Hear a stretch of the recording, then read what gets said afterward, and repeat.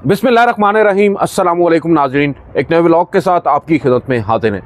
नाज़रीन, आज के इस व्लॉग में हम बात करेंगे justice Yahya Afridi, chief justice of Pakistan के तारीखी सरेंडर की, जो उन्होंने कर दिया है।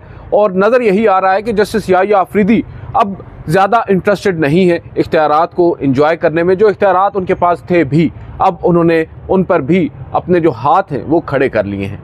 मामला आपको पता है नाज़रीन, जस्टिस मंसूर अली शाह के उस फैसले के बाद शुरू होता है जो उन्होंने आर्टिकल 191A के तहत मुकदमात को दीगर बेंचेस यानी रेगुलर बेंचेस से कॉन्स्टिट्यूशनल बेंचेस में जो मुंतकिल करने का मामला है उस पर दलाइल तलब किए। और फिर इवेंचुअली जस्टिस याह्या आफरीदी साहब ने उनसे वो केस ही ले लिया, बावजूद इसके कि उसमें फ़ैसला मौजूद था। अब नज़र यही आ रहा है कि जो लीगल ईगल्स हैं उनकी लड़ाई बढ़ती जा रही है और यह लड़ाई कम होती दिखाई नहीं पड़ रही।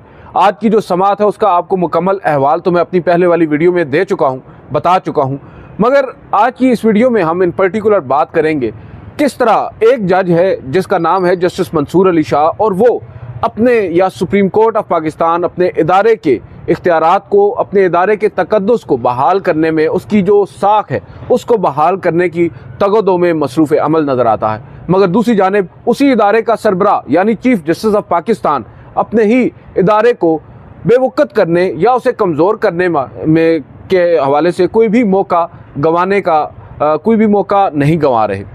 मैं बात कर रहा हूँ जस्टिस याह्या आफरीदी साहब के उस इक़दाम की जो कि बहुत तबाहकुन है। और आज की समात में जो मुनीर मलिक साहब, हामिद खान साहब और दीगर वकला की जानिब से आर्ग्यूमेंट्स अदालत के सामने रखे गए, जो दलाइल रखे गए, जो असल खाका रखा गया 26वीं आईनी तरमीम के असरात और बेसिकली जो प्रैक्टिस एंड प्रोसीजर कमेटी है उसका तरीक़ाकार, उससे मुतालिक जो उन्होंने हक़ाइक़ पर मबनी आज गुफ्तगू की है, उस तमाम तर पहराए के साथ हम आज जांचेंगे जस्टिस याह्या आफरीदी साहब के उस फैसले को। अब आते हैं जस्टिस याह्या आफरीदी साहब के उस तारीखी फैसले पर। जस्टिस याह्या आफरीदी साहब ने गुज़िश्ता रोज़ एक एलामिया जारी किया, हमने आपके साथ वो शेयर भी किया था खैर एलामिया, मगर हमने इस हद तक शेयर किया था कि जो एडिशनल रजिस्ट्रार जुडिशल हैं नज़र अब्बास साहब, उन्हें ओहदे से हटा दिया गया है। इस वजह से नहीं कि वो कंटेम्नर हैं, उन्होंने कंटेम्प्ट की है, अदालती फ़ैसले पर अमल दरामद नहीं किया, बल्कि इस वजह से कि उन्होंने क्यों कर एक मुकदमा जो रेगुलर बेंच का नहीं था वो रेगुलर बेंच के सामने लगा दिया और आइनी बेंच को नहीं भेजा। इस बुनियाद पर उन्हें ओहदे से हटा दिया गया। अब नाज़रीन, इसके नीचे एक कहानी है। कहानी ये लिखते हैं जस्टिस याह्या आफरीदी साहब कि गलती से या जैसे भी आर्टिकल 191A के दायरा इख्तियार में आने वाले केस को आइनी बेंच की बजाय रेगुलर बेंच में भेज दिया गया। आइंदा ऐसी गलती ना हो, लिहाजा जो भी केसेस इस वक्त मौजूद हैं सुप्रीम कोर्ट ऑफ पाकिस्तान में जिनका ताल्लुक़ बनता है आइन के आर्टिकल 191A के, जो उसमें दायरा इख्तियार में आते हैं, दायरा-कार में आते हैं, वो आइनी कमेटी को चले जाएँ।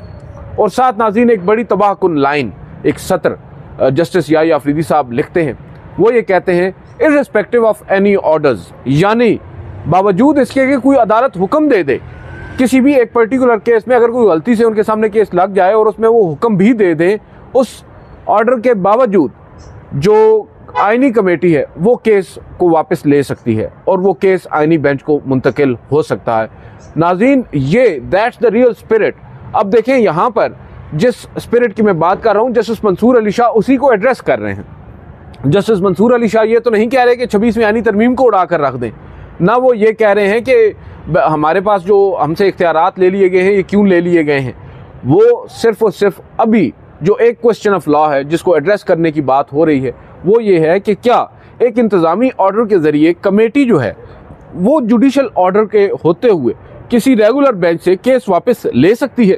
अब इसके ऊपर आज वकला के दलाइल बड़े इंटरेस्टिंग थे, मैं इसके ऊपर बाद में आता हूँ, मगर पहले जो जस्टिस याह्या आफरीदी साहब ने कल कर छोड़ा है उसके ऊपर में बात करते हैं। जो उसके मुतज़ाद या उसके बरक्स आज आर्ग्यूमेंट्स दिए हैं मुनीर मलिक साहब ने, बड़े सीनियर वकील हैं और अक्रॉस द बोर्ड एक रिस्पेक्ट का एलिमेंट है उनके लिए। तमाम वकला बरादरी, चाहे वो एक साइड से हो या दूसरी साइड से हो, तमाम ही उनकी जो लीगल एक्वेमेन है, उनकी जो अंडरस्टैंडिंग ऑफ द लॉ है, कॉन्स्टिट्यूशन है, उसके मोतरफ हैं। आज वो जब रोस्टम पर आए वीडियो लिंक के ज़रिए ही सही, उन्होंने एक बात कही।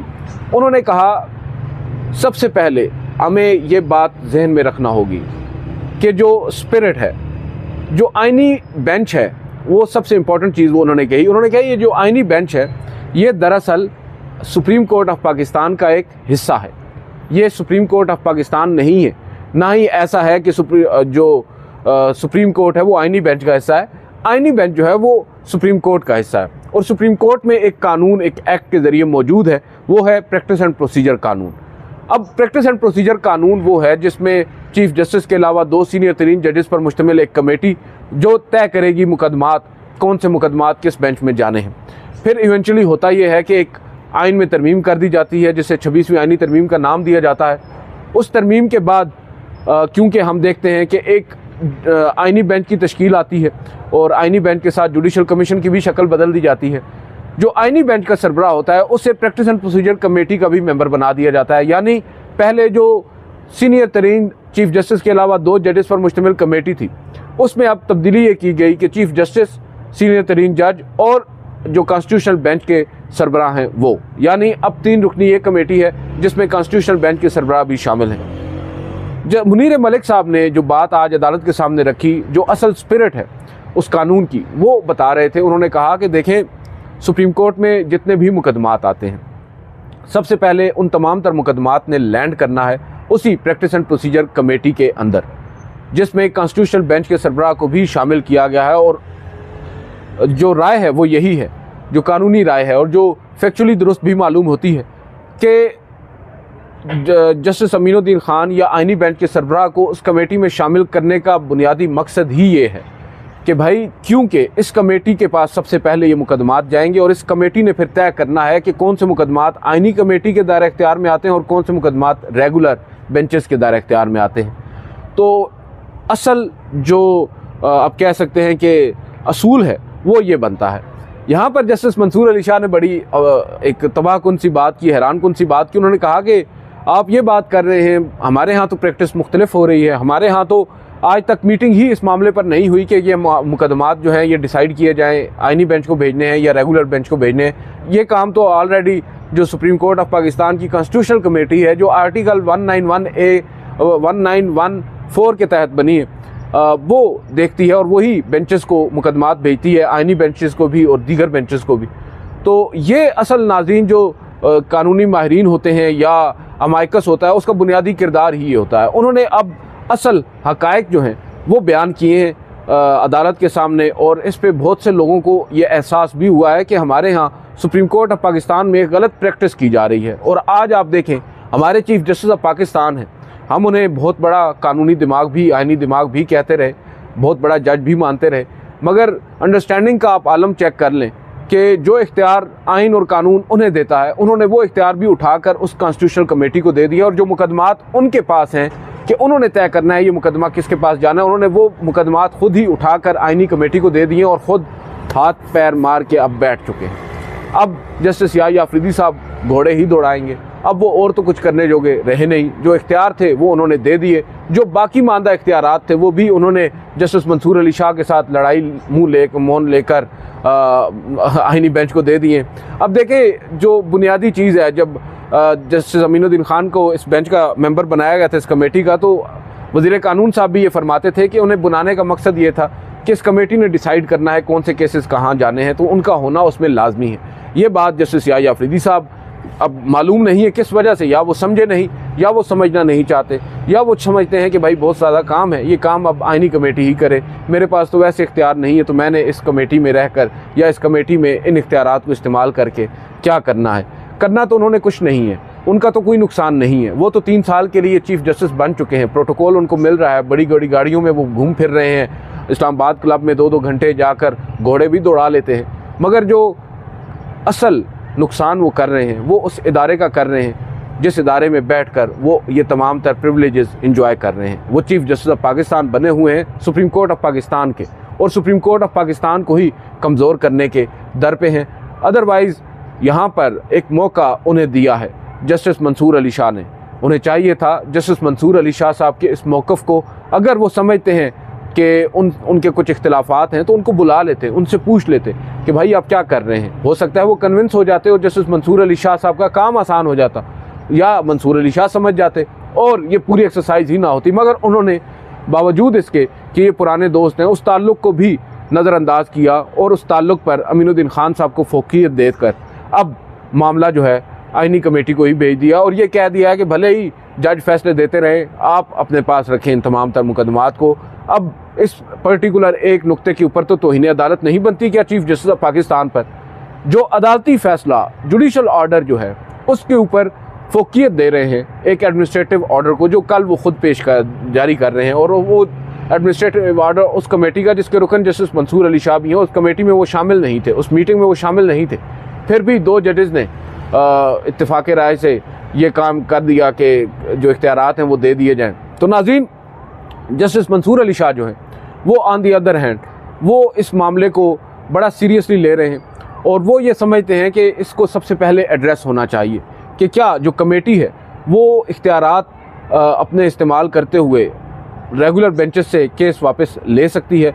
अब इस ज़मन में देखना होगा कि आगे क्या होगा। आगे का जो मरहला है वो बहुत ज़्यादा इंटरेस्टिंग है। बहुत से लोग अंदाजे भी लगा रहे हैं, तुक्के भी लगा रहे हैं कि अब आगे क्या होगा। बज़ाहिर तो नज़र यही आ रहा है कि कल जो 2 नए अदालती मुआवनीन मुकर्रर किए गए हैं उनसे उनके दलाइल सुने जाएंगे, उनका मौक़िफ़ जाना जाएगा। ख्वाजा हारिस साहब क्या कहते हैं, एहसन भोन साहब का तो ऑब्वियस है, उनका जो मौक़िफ़ हमें अंदाज़ा है वो क्या बोलेंगे। ख्वाजा हारिस साहब के आर्गूमेंट सुनने से ताल्लुक़ रखेंगे, वो क्या मौक़िफ़ अपनाते हैं। और उसके बाद फिर हम देखेंगे बैरिस्टर सलाहुद्दीन साहब भी हैं। मोस्ट इम्पॉर्टेंटली नाज़रीन, कल अटॉर्नी जनरल ऑफ पाकिस्तान ने अपना मौक़िफ़ देना है और एडिशनल रजिस्ट्रार सुप्रीम कोर्ट जिनके अगेंस्ट ये पूरी कार्रवाई शुरू की गई कंटेम्प्ट के उस शो काज नोटिस से, आपको मालूम ही है जो अलेजेड कंटेम्नर हैं नज़र अब्बास साहब, additional registrar of the supreme court, उनके ऊपर ये इल्ज़ाम आयद हुआ, या वो बेसिकली एक एडमिशन भी आप कह सकते हैं कि उन्होंने जिनकी ड्यूटी थी कि एक बेंच ने ऑर्डर दिया है, उस बेंच के ऑर्डर पर अमल पैरा होते हुए 20 जनवरी को वो मुकदमा उसी बेंच के सामने मुकर्रर करते। एक फ़ैसला अदालत का मौजूद था, मगर उस फैसले के बावजूद उन्होंने एक नोट बकौल रजिस्ट्रार के, उन्होंने एक नोट लिख कर भेज दिया रजिस्ट्रार ऑफिस को। रजिस्ट्रार ऑफिस ने वो नोट रख दिया कमेटी के सामने और कमेटी ने वो केस जानते बूझते हुए कि इसमें फ़ैसला जारी हो चुका है, ये पेंडिंग है, उसे मुंतकिल कर दिया दूसरी कमेटी को। तो यहाँ पर अब जो अलेजेड कंटेम्नर हैं उनका जो कल जवाब होगा वो बहुत ज़्यादा माने रखता है। वो क्या अपनाते हैं मौक़िफ़, क्या उनका मौक़िफ़ वही होगा जो कल रजिस्ट्रार सुप्रीम कोर्ट ने उनके बिहाफ पर अपनाया है, या एक मुख्तलिफ मौक़िफ़ भी वो दे सकते हैं, क्योंकि उनके साथ जो हुआ है बली का बकरा उन्हें बनाया गया है, कुर्बानी उनकी दी गई है। वो क्या फील कर रहे हैं, उनके साथ क्या बीत रही है उनके ऊपर, ये तो वही जानते हैं। आज मंसूर अली शाह साहब ने इशारतन ये कहा कि हम तो ये सब नहीं चाह रहे थे, हम तो एक क्लैरिटी चाह रहे थे, मगर चलें, हमें नहीं मालूम कि आपसे ये सब कुछ हुआ है या आपका कोई कसूर नहीं है। अब मालूम होगा आप जब अपना कल जवाब हमें देंगे। शायद जस्टिस मंसूर अली शाह उन्हें बता रहे हैं कि भाई अब भी वक्त है, जो असल फैक्ट है वो हमारे सामने बयान कर दो और मामला हम देख लेंगे। हो सकता है अगर अदालत उनके मौक़िफ़ से मुतमईन हो गई है तो उन्हें एग्जोनरेट भी कर सकती है, उनके ख़िलाफ़ जो कंटेम्प्ट का नोटिस है वो विड्रॉ भी कर सकती है। मगर फिर सवाल ये उठता है कि अगर अदालत अलेजेड कंटेम्नर के ख़िलाफ़ कंटेम्प्ट का शो का नोटिस विड्रॉ कर लेती है तो क्या ये अदालत इस पर्टिकुलर क्वेश्चन को एड्रेस कर सकेगी, या इस पर्टिकुलर क्वेश्चन पर इस अदालती कार्रवाई को आगे बढ़ा सकेगी? जो सवाल है वो सादा सा है। वो सवाल ये है कि क्या एक बेंच, रेगुलर बेंच के सामने मुकर्रर करदा मुकदमा या ज़ेर समात मुकदमा कमेटी वापस ले सकती है एडमिनिस्ट्रेटिव ऑर्डर के ज़रिए?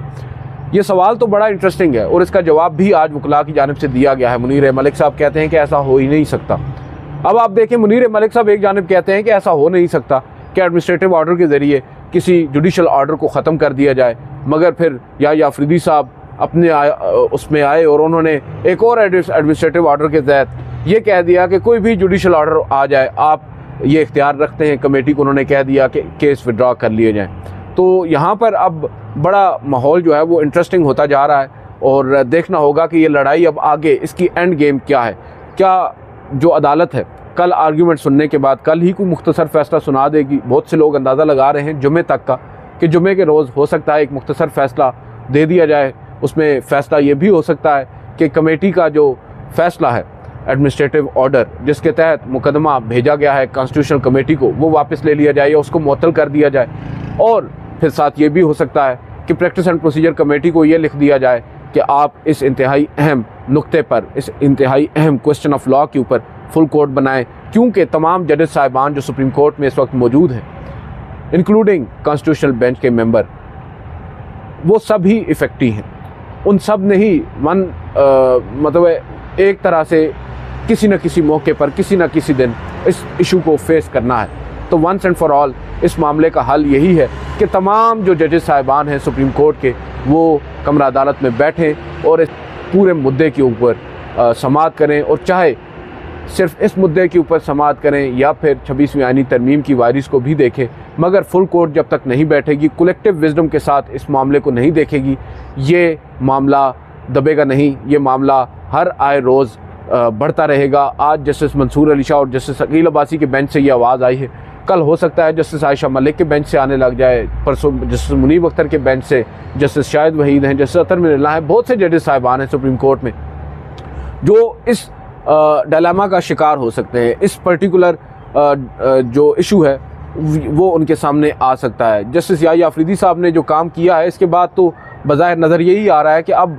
शायद जजेस साहिबान और भी आएंगे और वो खतूत के ज़रिए जस्टिस याहिया अफरीदी साहब को ये बावर कराएंगे कि भाई असल प्रैक्टिस क्या है और आप किस तरफ इसको लेकर जा रहे हैं, प्रैक्टिस एंड प्रोसीजर कानून क्या कहता है, और आप कैसे चीफ जस्टिस होते हुए अपने तमाम तर इख्तियारात उस कमेटी के भी दूसरी कमेटी को सौंप रहे हैं जो उसके पास हैं ही नहीं आइन और कानून के मुताबिक। तो ये नाज़रीन सूरत हाल है। देखते हैं अब कल की समाअत में क्या होता है। आज की इस वीडियो से इतना ही, इजाज़त दीजिए। अल्लाह हाफ़िज़।